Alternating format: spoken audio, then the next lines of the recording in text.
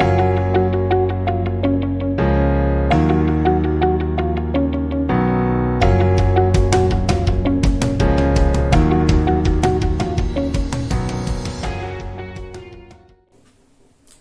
Friend, welcome to my channel NEET Nation. Hope so आप लोग अच्छे होंगे। So friend, in today's video we are going to start a new unit which is the unit of genetics, which is a very important for your board examination and as well as your NEET examination। ये आपके board examination के लिए भी और as well as आपके NEET examination के लिए भी बहुत ही इंपॉर्टेंट लेसन है।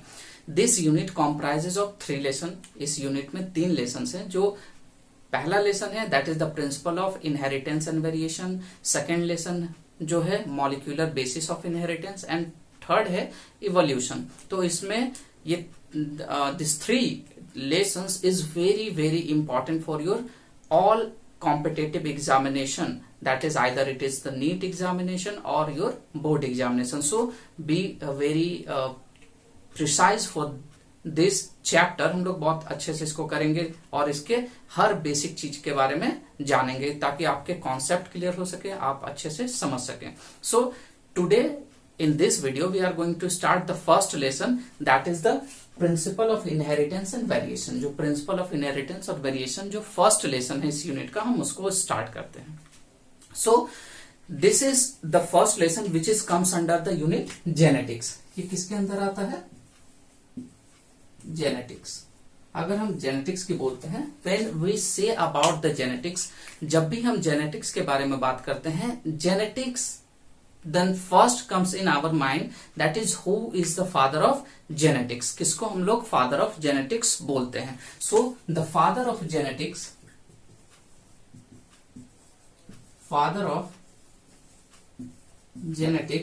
is called, very common, आप लोग भी जानते होंगे, that is the Mendel, that is Gregor Johann Mendel।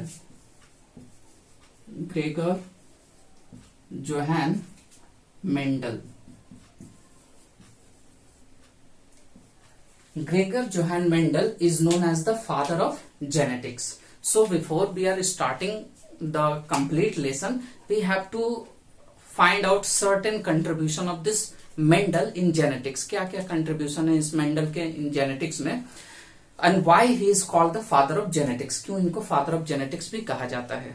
Mendel ने बहुत ही एक्सपेरिमेंट किए, बहुत ही रिसर्च वर्क किए टू प्रूव और द प्रोसेस ऑफ जेनेटिक्स। जो जेनेटिक्स के प्रोसेस होते हैं, जो जेनेटिक्स के मोड हैं, किस तरह से इनहेरिटेट होते हैं, एक जनरेशन से दूसरे जनरेशन में किस तरह से इनहेरिटेशन होता है, इन इनहेरिटेंट और इनहेरिटेशन के बेसिस पे मेंडल ने बहुत सारे एक्सपेरिमेंट किए। और वो एक्सपेरिमेंट क्या थे जो मेंडल ने किए और जिनके बेसिस पे इन्हें फादर ऑफ जेनेटिक्स कहा गया।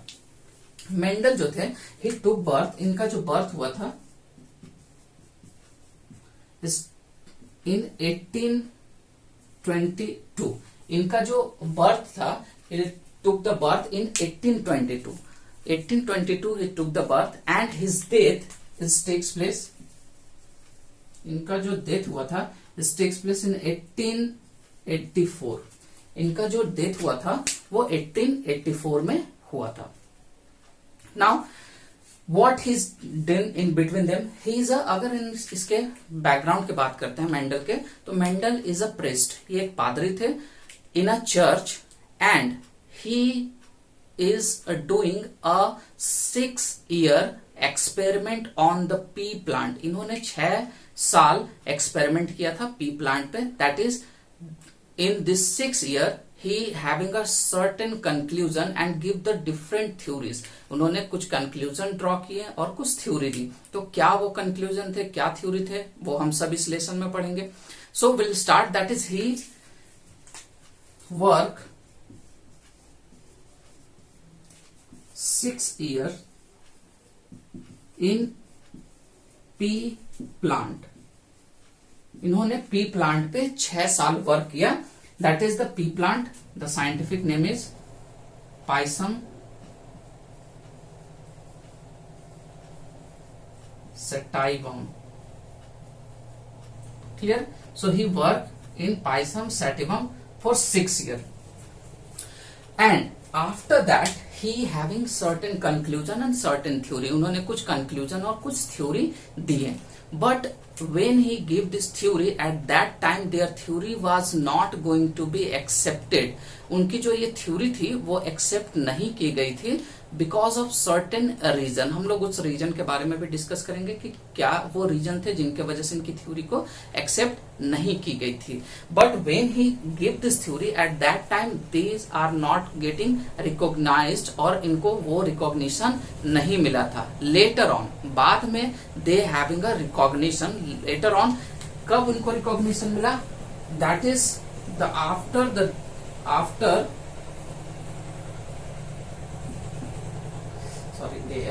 after the 16 years of his death,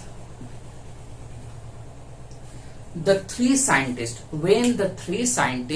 that is Hugo de Varies, Cermak and Koren rediscovered Mendel's theory. उन्होंने फिर से Mendel's theory को rediscovered किया and re-explain किया, and after that it get recognition. उसके बाद मेंडल की थ्योरी को रिकॉग्निशन मिली. So after the 16 years of his death, that is in 1900. Clear? That is after the 16 years of his death, that is in 1900, the three scientists, that is, who is the three scientists? Hugo de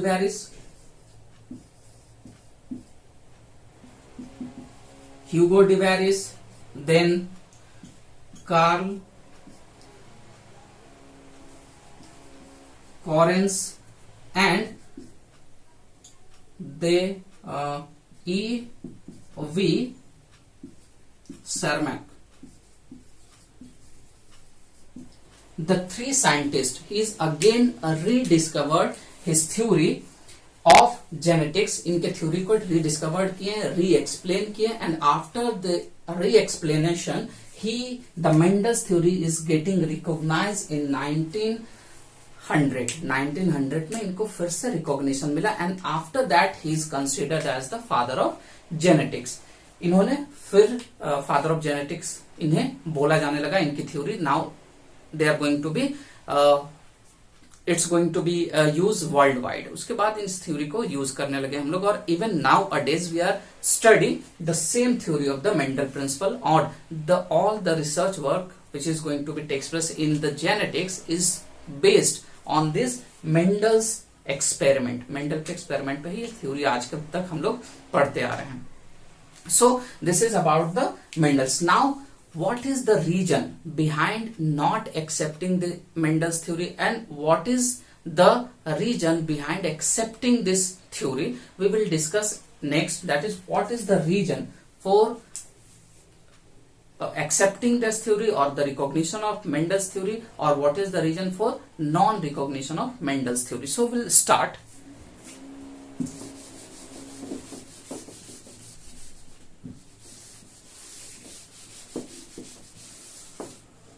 अगर हम that is reason देखते हैं, reason for recognition of Mendel's principle. Mendel के principle के recognition के क्या reason थे? Then we are able to say first reason, जो पहला रीजन था, that is the Mendel's work was not publish properly. उनके जो वर्क थे वो पब्लिश नहीं कर पाए थे Mendel properly. That is his work was not published properly. Means क्या है? देखिए, सिंपल सी बात है. अगर आप रिसर्च वर्क में जाएंगे इन अ फ्यूचर, अगर आप लोग रिसर्च वर्क में जाएंगे, then you are able to understand. आपको उस समय ये चीज आपको आपके सामने आएगी, आपको फेस करना पड़ेगा कि जब हम कोई भी थ्योरी प्रपोज करते हैं, ठीक है, जो पीएचडी करते हैं वो लोग जनरली जब कोई थ्योरी प्रपोज करते हैं, then their theory is going to be published in local journal and as well as international journal. So जो ये जनरल होते हैं, इन जनरल में क्या होते हैं, जर्नल जो होते हैं, इन जर्नल में they are going to be published their hypothesis, their theory, वो पब्लिश करते हैं. And when they are going to be published, the scientist और द अदर साइंटिस्ट और the department which give the recognition is accept, they are going to be search for the theory, search करते हैं. If the theory is proper one, अगर theory proper one है और उसका discovery पहले नहीं हुआ है, then after it's getting recognition, उसके बाद ही इनको रिकॉग्निशन मिलता है. तो this is the criteria. Mendel ने जब इस थ्योरी के बारे में इन थ्योरी को दिया था, जब प्रपोज किए थे, at that time he going to be publish it in a local journal. जो लोकल जर्नल थे उसमें इन्होंने सिर्फ पब्लिश किया था. अब लोकल जर्नल आप लोग जानते हैं कि सिर्फ local, it going to be confined up to the local area. Locally ये क्या होता है, कन्फाइंड हो जाते हैं, जिसके वजह से हर कोई इसके बारे में नहीं जान पाया. तो जब ये हर कोई नहीं जान पाया, that means it not get recognition world wide इसको कोई रिकॉग्निशन नहीं मिला था. सो इनका जो पब्लिकेशन था वो लोकल होने की वजह से it's not getting a proper publication, so it not going to be recognise at that time. उस समय इसको कोई भी रिकॉग्निशन नहीं मिला था. सेकेंड था, that is the second which is takes place, biologist did not accept it. जो बायोलॉजिस्ट थे डिड नॉट एक्सेप्ट इट, वो इसको एक्सेप्ट नहीं कर पाया. That is the biology did not accept it, इन्होंने इसको एक्सेप्ट नहीं किया. क्यों biologist did not accept it? The reason behind that, there is a very interesting thing about the Mendel. Mendel is the pressed as well as he is not a biologist. हालांकि इन्होंने जो biology के सबसे बोल सकते हैं, this is a very important discovery, that is the genetics. Biology का सबसे मेन ब्रांच जो होता है जेनेटिक्स, उसके फादर कहे जाते हैं. But Mendel is not a biologist, he is a mathematicians. वो एक मैथमेटिशियंस थे, ठीक है. तो because he is a mathematician, so biologist is not accepted. Biologist किस तरह से, that is this is the matter of ego. ये ईगो की बात आ जाती थी कि एक मैथमेटिशियन हमें क्या बायोलॉजी के टर्म्स बताएगा, हमें बायोलॉजी की थ्योरी देगी. सो it is also the matter of ego. Ego का एक मैटर आया था, जिसके वजह से बायोलॉजिस्ट जो थे उस समय, जो बायोलॉजी के रिसर्चर थे, उन्होंने इनके थ्योरी को बिल्कुल ही इंपॉर्टेंस नहीं दिया, बिल्कुल ही वैल्यू नहीं दिया. क्योंकि बात में ईगो की आती थी कि एक मैथमेटिशियन हमें क्या बायोलॉजी के थ्योरी के बारे में बताएगा. सो it is the matter of ego. दूसरा जो मैटर था बायोलॉजी के नहीं एक्सेप्ट करने का, कि उस समय there is a theory of Darwin. उस समय डार्विन की जो थ्योरी चल रही थी, they are very having such a very importance aspect for the all scientist. जितने भी साइंटिस्ट थे उनके लिए बहुत ही इंपॉर्टेंट एस्पेक्ट था. तो उस समय जब ये बहुत ही ज्यादा इंपॉर्टेंट एस्पेक्ट था, तो इसके बारे में इन्होंने पब्लिश भी नहीं करा था, तो कोई इसके बारे में बिल्कुल भी ध्यान नहीं दे रहा था. इसीलिए उस टाइम इनकी थ्योरी को एक्सेप्ट नहीं करा गया था. थर्ड जो रीजन था इनकी थ्योरी को नहीं एक्सेप्ट करने का, ही एक्सप्लेनिंग अबाउट द फैक्टर्स. इन्होंने एक्सप्लेन किया था फैक्टर्स. क्या था ये factor? Factor that is the unit of inheritance. इन्होंने बताया था कि जो फैक्टर है ये क्या है, this is the unit of inheritance. ये जो फैक्टर है ये यूनिट ऑफ इनहेरिटेंस मीन्स ये जो फैक्टर है वो एक जनरेशन से दूसरे जनरेशन में मूव करता है. But he is not explain what is this factor. ये फैक्टर है क्या, देखने में कैसा होता है, क्या इसका स्ट्रक्चर है. तो उन्होंने ये फैक्टर को एक्सप्लेन वो नहीं कर पाए थे. अब कोई भी चीज जो हम जानते नहीं है उसके बारे में हम लोग बहुत कम ही बिलीव करना चाहते हैं. तो सिमिलर थिंग था, क्योंकि उस समय there is a no discovery of proper microscope like the electron microscope की अच्छे से डिस्कवरी नहीं हो पाई थी, जिसकी वजह से हम लोग जान पाते कि क्या है जो मूव करता है एक जनरेशन से नेक्स्ट जनरेशन. नाउ अ डेज हम लोगों को पता चल गया कि जो फैक्टर है वो हमारे डीएनए होते हैं, और डीएनए के ऊपर जो जीन्स होते हैं वो मूव करते हैं एक जनरेशन से दूसरे जनरेशन. लेकिन जब मेंडल ने इस थ्योरी को एक्सप्लेन किया था, at that time there is a no discovery of other electron microscope. So उन्होंने बताया था कि कुछ फैक्टर हैं जो मूव करते हैं एक जनरेशन से दूसरे generation, but he did not explain what is this factor. वो फैक्टर है क्या, दिखता कैसा है, कैसे ये मूव करता है, किस तरह से वर्क करता है. तो जिसके वजह से he is not believe, that is the other scientist does not believe about such factor. इस तरह के फैक्टर के बारे में उसने बिलीव नहीं किया था. क्लियर है. सो these are the important reason for recognition. It's not non recognition of Mendel's principle. ये मेंडल प्रिंसिपल के नॉन रिकॉग्निशन के रीजन है कि यही रीजन है कि Mendel's does not get recognition when they start research work. जब उसने रिसर्च वर्क स्टार्ट किया था उस समय ये उसको रिकॉग्निशन नहीं मिला था. But later on after the 16 year, मैंने बताया कि 16 ईयर बाद जो 3 साइंटिस्ट थे, ह्यूगो डिवेरिस थे, then Correns and Tschermak, he rediscover his theory. And after the 16 year of his death, Mendel के डेथ के 16 साल बाद फिर से उनकी थ्योरी को क्या किया गया, रिडिस्कवर्ड किया गया. And then it's getting recognition, और उसके बाद इनके थ्योरी को रिकॉग्निशन मिलती है. क्लियर है. तो क्या थी इनकी थ्योरी और कब इनको मिलती है और क्या रीजन थे इनका रिकॉग्निशन मिलने का. So will discuss about reason for getting recognition. Reason for recognition of Mendel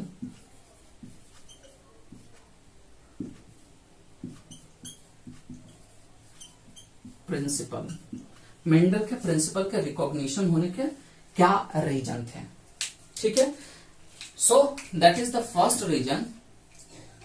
for that one is selection of contrasting character. जो मेंडल थे, he select the contrasting character for his theory.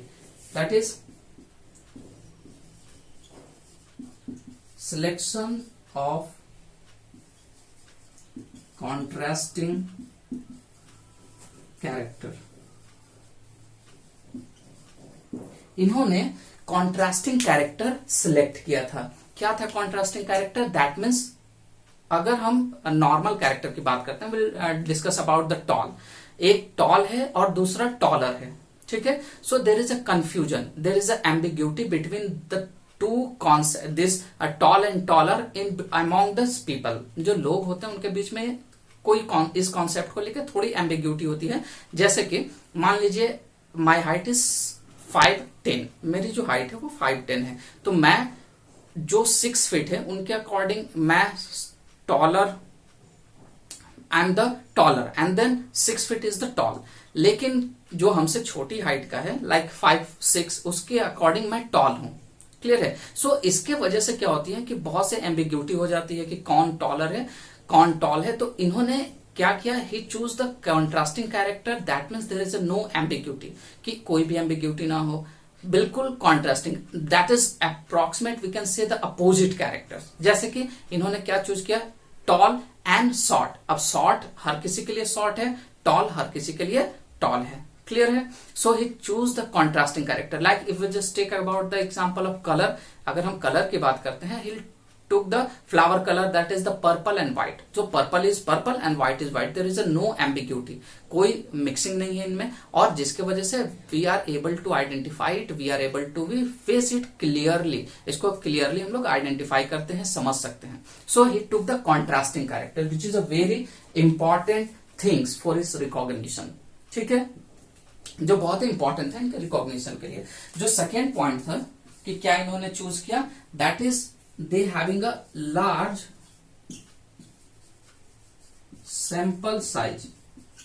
इनका जो sample size था, they having a very large sample size. अगर हम sample size की बात करते हैं, जैसे कि पी प्लांट, जो पी प्लांट थे, pea plant having a large number of seed. हर जनरेशन में उनसे बहुत सारे सीड होते थे, large number of seed produce होते थे.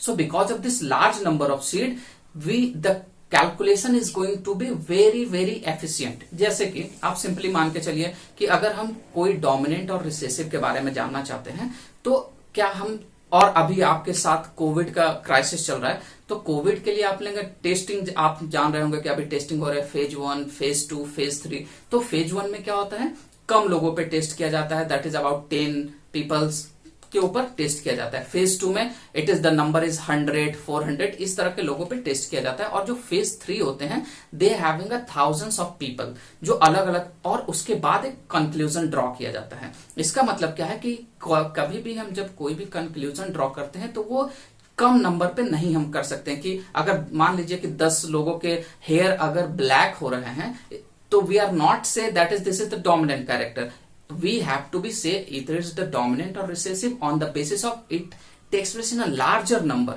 बहुत ज्यादा नंबर में होता है तब हम बोल सकते हैं। जैसे मान लीजिए we'll taking that lakh of people having the same thing or millions of the people having a same color, that is having a black color, so that is the dominant one. Later on it's going to, जो कम होंगे वो recessive होते हैं, जो कम show करते हैं, ठीक है। सो हम लोग जो सैंपलिंग करते हैं वो एक लार्ज नंबर पे करते हैं। सो इन्होंने किया था कि इनका जो सैंपल होता है that is of the large number, so that why it getting the recognition. जो तीसरा था that is the data analysis. इनका जो डाटा एनालिसिस था this was the very perfect one.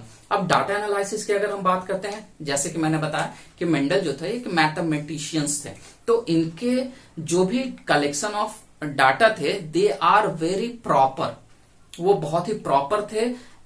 That is they are not going to be any blending any kind of the mistakes in their data, कोई भी इनके data में किसी भी तरह के मिस्टेक्स नहीं हो रहे थे। That is because of the mathematicians. तो इनके जो डाटा कैलकुलेशन थे they are a very perfect and proper. इनके जो डाटा कैलकुलेशन थे बिल्कुल ही परफेक्ट और प्रॉपर होते जाते थे, जिनके वजह से जो बाद में लेटर ऑन जब इनके डाटा को देखा गया so it is very proper and perfect. So उनको रिकॉग्निशन के लिए it is the one another important thing. And the last one that is no linkage।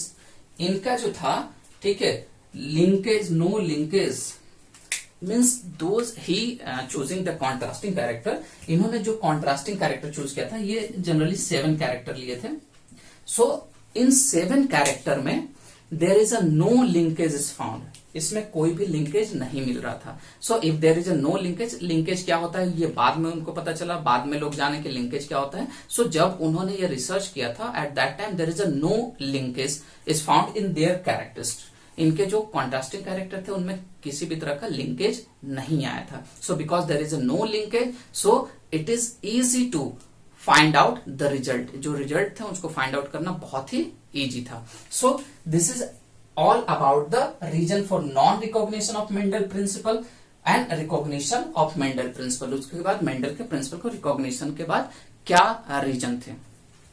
So this is now after that Mendel is doing experiment in the pea plant। उन्होंने pea plant पे experiment किया था। तो why he going to choose this pea plant? तो हम लोग next पढ़ेंगे कि why the Mendel is going to choose the pea plant for his experiment। The reason for selecting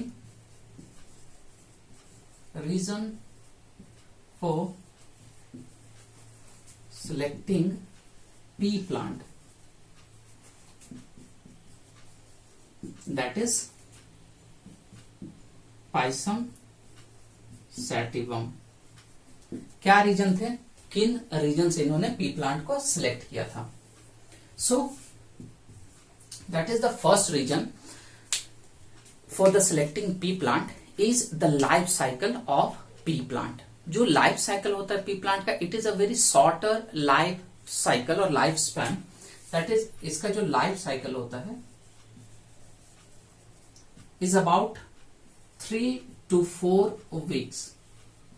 ये लगभग 3 से 4 वीक का होता है। So when the life cycle is very shorter so इनके जो प्रोजनी होंगे, इनका जो जनरेशन होगा it takes place very soon. इनके जो जनरेशन होंगे बहुत जल्दी जल्दी आएंगे, जिनके वजह से हमें सैंपलिंग करने में आसानी होगी ताकि लार्ज नंबर ऑफ सैंपल हमको कम टाइम में मिल जाएंगे, जिससे हमें इजी हो, ठीक है। So that is the life cycle is about 3 to 4 week थे। That means it is a very less life cycle, ताकि हम इजीली इसको कैलकुलेट कर सकें, इनके जो जनरेशन है उनको इजीली हम लोग अंडरस्टैंड कर सकें, ठीक है। दूसरा जो रीजन था दैट इज इट जो पी प्लांट होते हैं, this pea plant showing the both type of fertilization, that is और will say the pollination. Plant में क्या होते हैं? पॉलिनेशन। तो इनमें दोनों तरह के पॉलिनेशन देखने को मिलते हैं, that is it's showing the self pollination as well as cross pollination. So हमको दोनों टाइप के पॉलिनेशन कराने के लिए we don't have a certain such type of arrangement, हमको इस तरह के कोई भी अरेंजमेंट करने की जरूरत नहीं थी, क्योंकि the flower showing both, that is it shows both that is self pollination and cross pollination। ये दोनों सेल्फ पॉलिनेशन और क्रॉस पॉलिनेशन दोनों शो करते हैं। ठीक है। तीसरा जो रीजन था इनको पी प्लांट को सिलेक्ट करने का, that is the peas seed, और जो इट्स सीड होते हैं, इसके जो सीड होते हैं, it does not show dormancy, ये किसी भी तरह के डॉर्मेंसी शो नहीं करते। डॉर्मेंसी क्या होता है? जनरली जो सीड होते हैं जब ये प्रोड्यूस होते हैं, सो इन अ फेवरेबल कंडीशन होते हुए भी ये सीड कुछ टाइम के लिए डॉर्मेंट हो जाते हैं, they are going for the dormancy, ये स्टॉप कर जाते हैं, डेवलप नहीं करते हैं। ठीक है। अगर फेवरेबल कंडीशन हो तो भी बाद में इनको क्या करना होता है? They have to break the dormancy, इनको डॉर्मेंसी को ब्रेक करना होता है, और ब्रेक करने के बाद now they have to be produce, और again they are going to be generate, वो जनरेट करते हैं और सैपलिंग बनेंगे, फिर प्लांट बनेंगे। So the most of the seeds is moving into the dormancy, वो डॉर्मेंसी में चले जाते हैं। लेकिन in case of pea plant it does not show any dormancy. Clear है? So it does not show dormancy, that is it means the seeds, जो seed होते हैं इनमें डॉर्मेंसी नहीं होती है। क्लियर है? Fourth one, that is a large number of seed is going to be produce. इनमें क्या होता है? बहुत ही large number of seed produce होते हैं। एक जनरेशन में आप पी देखते होंगे कि बहुत ज्यादा सीड्स होते हैं। अगर हम सारे सीड को फिर से सेकेंड जनरेशन पाना चाहें, so that means a large sample area, बहुत ज्यादा सीड प्रोड्यूस होते हैं। So large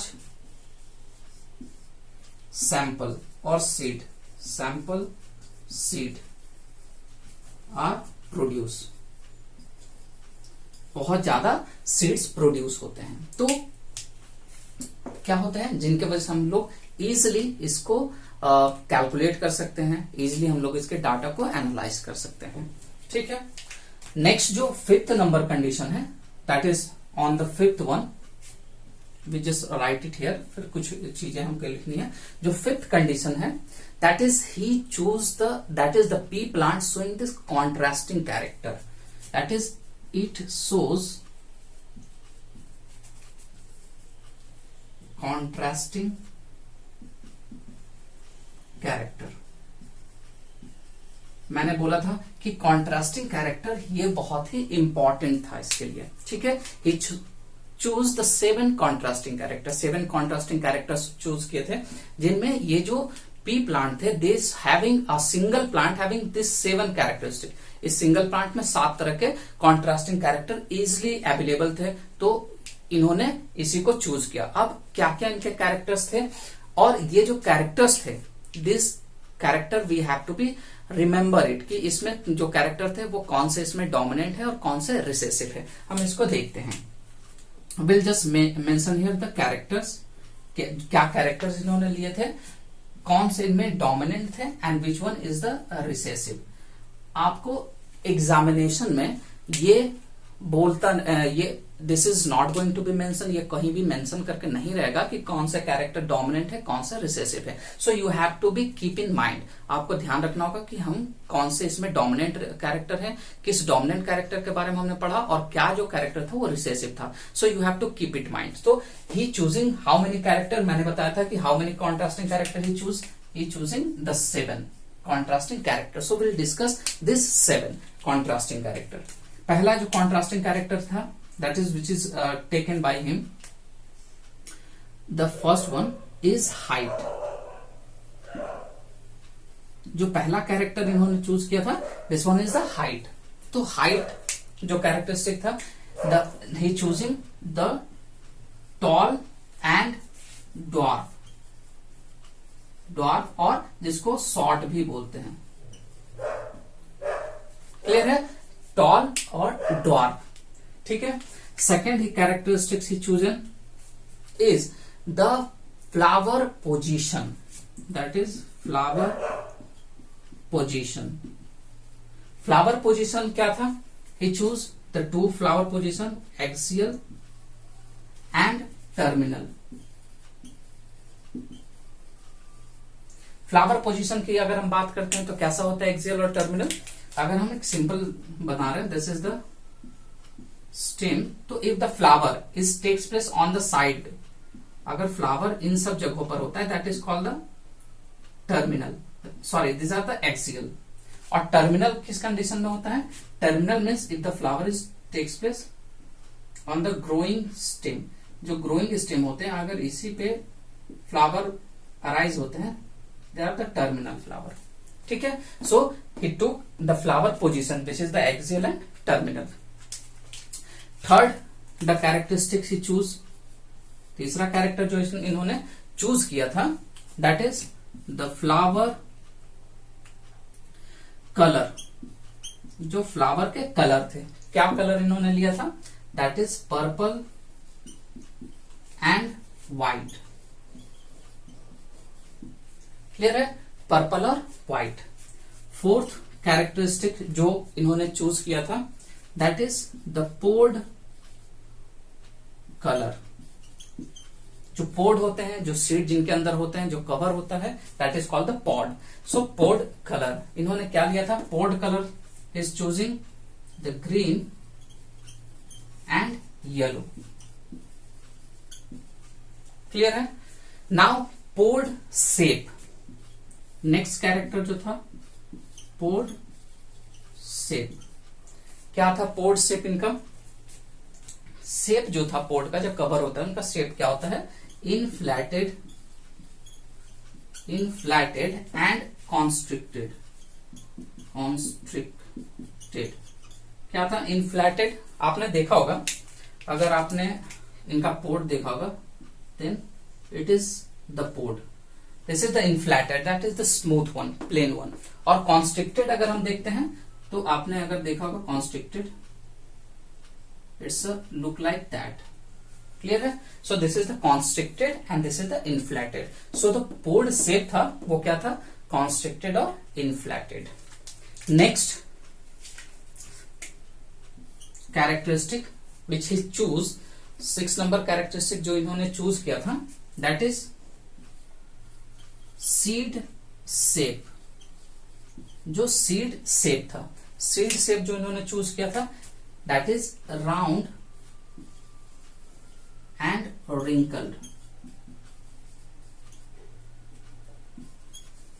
round and wrinkled. जो सीड शेप इन्होंने चूज किया था, round seed and wrinkled seed. आपने देखा होगा that is the round one is a just simply, and the wrinkled is such type of seed. Here round and wrinkled. Next which he going to be choose, or the 7th or the last character which is going to be choose the seed color, that is yellow and green.